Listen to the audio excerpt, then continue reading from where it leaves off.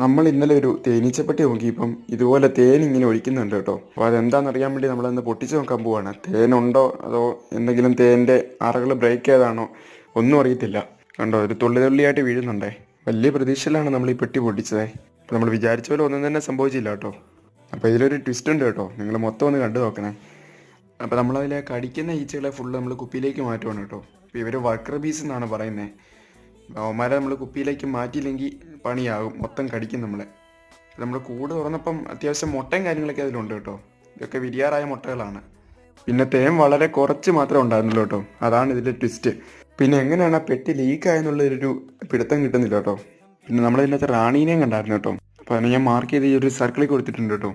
നമ്മൾ കിട്ടിയിടത്തോളം തേൻ എടുത്തിട്ടുണ്ട്. വളരെ കുറച്ചളവേ കാണുള്ളൂ.